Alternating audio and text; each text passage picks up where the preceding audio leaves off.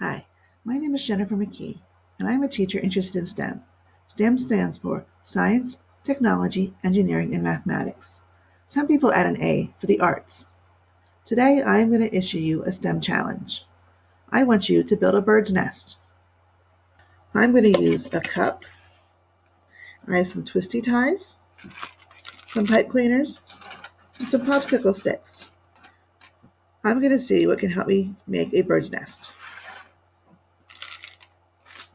I'm going to use the twisty ties first.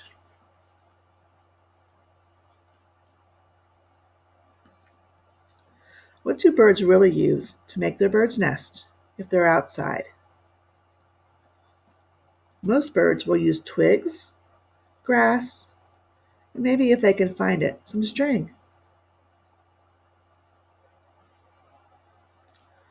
All right, let's see.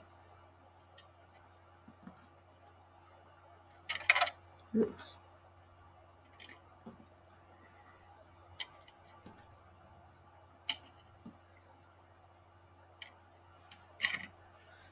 Now, if you have it, you could use a little peep.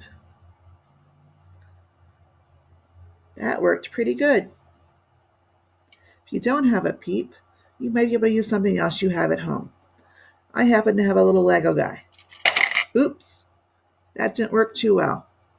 Let's see if I can find something else. Here's a pterodactyl. He sits in there pretty well too. Let's try using the popsicle sticks.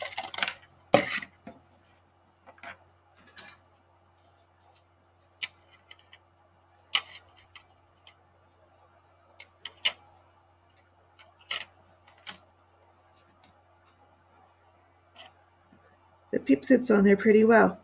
Let's see about the Lego guy. He does pretty good too. I just won't want to bump the cup. He might fall in again. Pterodactyl sits on there easily as well. Now it's your turn to make a bird's nest. You can use a peep,